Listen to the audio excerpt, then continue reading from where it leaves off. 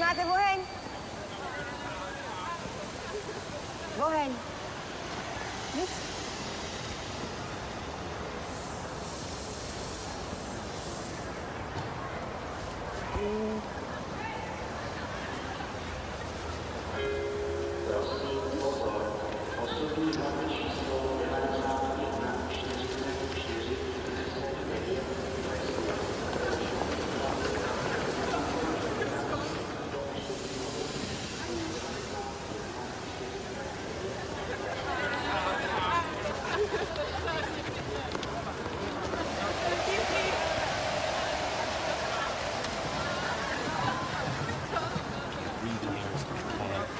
Now I got these college kids like a discotheque. Listen.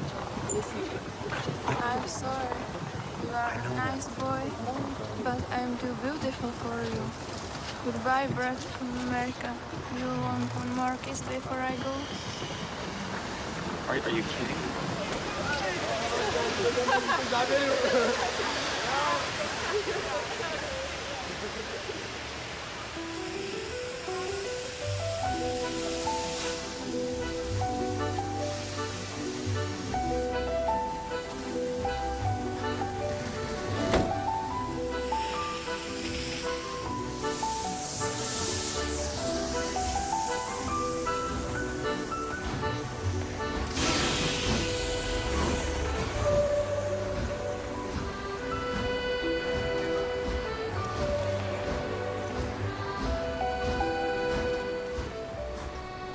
I'm here tonight to tell you about a father who loved his son and a son who loved his dad. The way this story is going to unfold for you is a little bit different because I want to bring it to now. You see, a dad would go home and he would go by the school, and every now and then he would pick up his son and say, "Son, why don't you go to work with me?" The boy loved that. And when his dad would just come and pick him up, he was the happiest boy ever. He knew that he would get to spend the afternoon with his father at work, and he would get his coat, and they would walk, and he would bring hot chocolate for his son, for it's really cold, and they would go through. But this boy was different. This boy would see things. This boy wasn't normal. And when they were walking one afternoon going to where dad worked, this boy would notice things that other people wouldn't notice. He see things other people wouldn't see. He sees a man in a bathrobe in the middle of the street who's yelling at a second-story window. He sees a woman who's very angry at him and doesn't really want to hear what he says. This boy, as the rest of the world hustles by, he slows down. He sees the hurt and the pain. He sees the anguish and the sorrow. He sees the window close and a desperate man trying to get his what he did doesn't matter. That he hurting is all that matters. And this boy would see these things. His father rushes and gets him by the hand and says, "Let's go. We'll be late." He would stop and look one more time. Can I stop his pain? Can I stop her hurt? But the boy loved his father. They would go and they would catch the trolley. I think that's what you call it here. We call it a tram. Yeah, I don't know the words, but he would get on there with his dad, and the boy would just notice people. He would look, and that day, one particular, he noticed something as he got on the train. To explain something, as you can hear, there's a train coming, and I got to get through this before the train gets here. He saw a man, he saw a woman. He saw that the man seemed very happy, and the woman seemed very sad, and he couldn't understand why they could be together and one be happy and the other be sad. He couldn't understand that, but the little boy knew that there was something wrong. He had this feeling, this instinct that was amazing, how he cared for other people, but he loved none other than his father. He knew his daddy loved him, and as he watched the world and their hurt and their pain, he knew that he would always have a father. But even notice this, I need you to understand as you hear this story and get involved in the life of this man and his son, I need you to notice that there's no mom. As they walked through the woods, the boy would say to his father, Dad, what will I do when I grow up? What will I get to do? Will I get a cool job like yours? How will I work? He says, I don't know, but I want to change the world. I want to do something great. I want to do something wonderful. I want to help people. I want to do something that could change the lives of anyone. I just want to be that great. I just want to do something good. And as he walked with his dad would say, son, you will be great. You will be awesome. You will change the world. Your life is going to be incredible. But there was a train coming. There's always a train coming. The train is called life. We're all on the train of life, just riding. Whether we realize the truth or not, whether we realize what's happening or not, we're all on that same train tonight. Only God has saw it fit for us to be in the same room, in the same car, for such a time as this. When they get to the edge of the train track, he could see where his father worked. You see the bridge? That's what his dad did. You see, the bridge was very, very important. Boats needed to come to the harbor to get off their goods so they could make money. But trains were coming with people going from one town to the next. Not many cars in Europe, so they couldn't use a lot of that. So many people, not enough roads, so everybody used that train to get from the town to town to get to work and to get home. And one day the train was coming by. What you have to understand is that boy loved going to work with his dad. He would stay right by the river's edge, and he would do what he loved to do the most. Let me explain that. He loved to fish. Anybody like to fish here? Oh, all the guys go, The dad looks at his boy and he says, son, now remember the rules. You got to stay right here because I can see you from the window right here. Don't get out of the sight of this window because you got to stay there so I know you're safe. Catch you something good to eat. But as you can hear, the train's coming. The father's job was cool. If I wasn't a preacher, I wouldn't mind doing that. Get to work. Get grease on you. Even if you didn't have to, you just squirt it on you like you feel like you did something. That's what I would do. There was a boat coming in the harbor. Timing is very essential. I'll go ahead and give you the key. The key is this. There's always a light. Everybody say light. Say it again. One more time. There's a light that the train conductor needs to see. If that light is green, he can go. If it's red, he must stop. You see, God has given us road signs in our life that we must read. Lines that tell us to go and lines that tell us to stop. Whether we read those and believe them or not is up to us. That's why some of you have fallen and you cannot get up. But tonight, that's why I'm here. The boat needed to come through, so he called, and the man said, okay, I got time. It's a long time before the train should come. So he pulls the lever, as you just saw, and the big, huge stone steel bridge, the gears started turning. They started cranking the steam. All of a sudden, gears are moving, and that big, huge bridge is just starting to go up. As it rises higher and higher, he has to watch and make sure everything's set, everything's good, everything's fine. As he looks out the window, he could see everything, but the dad, being a good dad, keeps one eye on his work, but the other eye on his baby. One eye on the world, but the other eye on his children. You think God doesn't know where you are? He keeps one eye on his world and one eye on his child. No matter what you've done or where you've been, it's one eye on the world, but the other eye's on you. He's watched you and he's kept you. Even though your train is coming down the track, he understands that. And even though sometimes, I don't want to get ahead of myself. See the red light?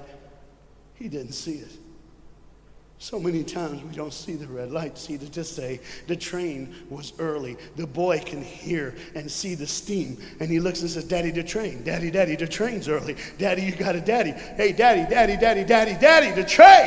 Daddy, the train's coming. But the dad was looking at the gears, making sure he had enough oil, making sure there was enough steam to get the bridge back down for the train. And the boy knew one thing. Now listen, the boy knew that his dad one time showed him where the trigger was. It was a red lever. If he pulls it that the train bridge would collapse down fast and the train would be able to come across. All the boy knew was there were people on that train. There were people that needed to be saved. There were people that had, some of them just with their friends having a good time, like everything's fine. They did not know that the bridge was up. They did not know what was coming. They're just living their life like you and me, just going down the road, just being our own thing, doing our own thing. And the dad all of a sudden hears the train coming. He looks and then he said, oh, my son. He looks out and his boy's gone. He's like, oh my God, where's my son? Where's my son? He got to figure out. He looks back just in time to see his son trying to save the day.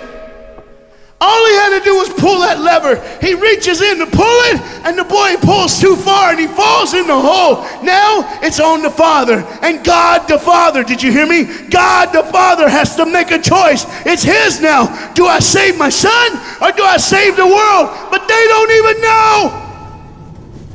They don't even know. The greatest decision of his life. He could blame it on them not seeing the red light. He could blame it doesn't matter anymore. Pull the lever, save the world. Leave it up, save your son. For God so loved the world that he gave his only son.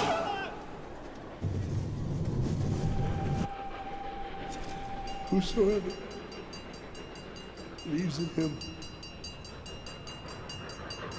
will not perish. 3, 2, 1. It's over. And they didn't even know.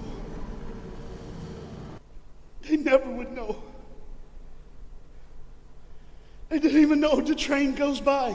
It's fine. Everything's cool. The bridge is down. Just like always. It's always going to be down. Are you hearing me tonight? He gave his only son.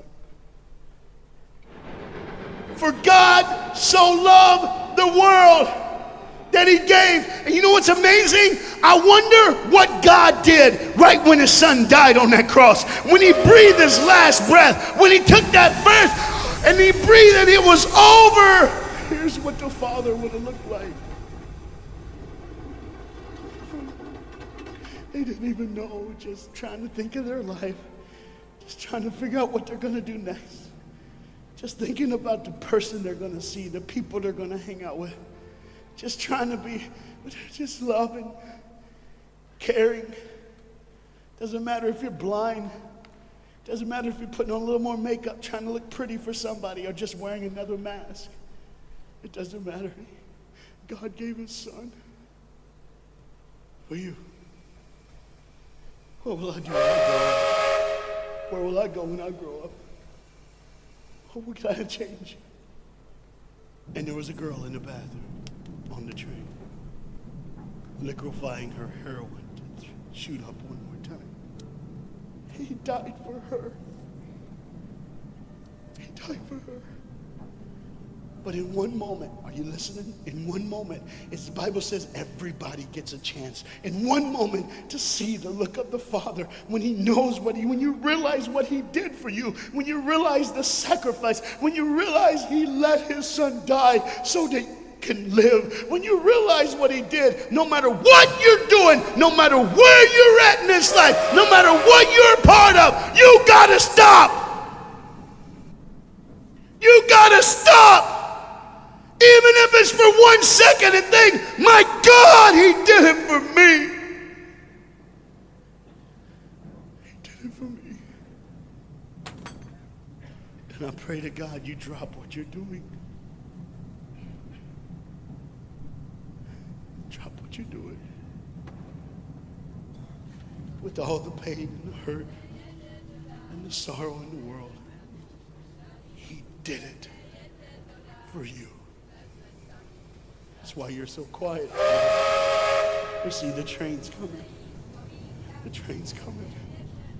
Everybody has things. You have ways of I don't want to. I don't want to do that. I don't want to, but why do I keep doing it? Even Paul said, why do I do? My flesh tells me, and I do what I know is wrong, and I don't do what I know is right. You got to understand tonight, the fight is on, and we can win. We become more than conquerors through Jesus Christ. And I'm not preaching just for me. I'm preaching on behalf of you. But what you got to understand is there had to be a moment in those 3 days when Jesus died on a Friday and rose again on a Sunday. There had to be this moment. Go ahead, look at the screen. When it was just God and his baby and his son.